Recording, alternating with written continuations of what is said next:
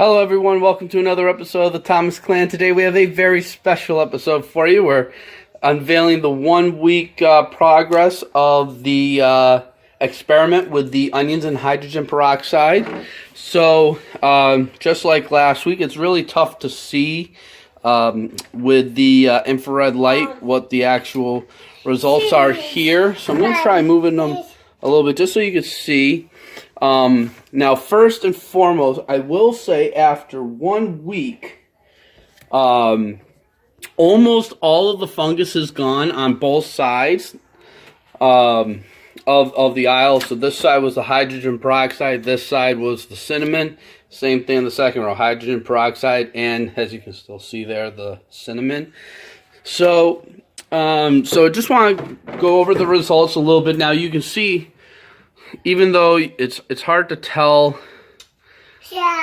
with the how about the color situation, what you can see is that some of the onions on the cinnamon side under the infrared light did start to come back to life and stand up a little bit, but not a lot. I mean, obviously they're still dying. They're pretty wispy at this point. They're pretty much not gonna make it.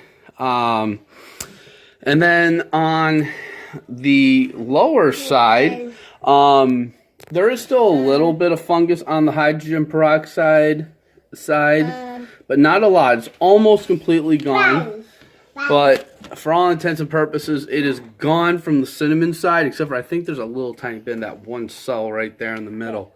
However, what we did have was a new seed sprouted amidst the fungus on the cinnamon side. Only one. So, and this one, even though it's laying down and not looking the best, actually, these two of them started to grow, but you can see one actually becoming a bulb. So overall, it looks like cinnamon turned out to win in this first experiment. So I hope you enjoyed this short little unveil. If you did enjoy this episode, give it a thumbs up. Share it with your friends and subscribe to our page. We do really appreciate the interaction with you guys.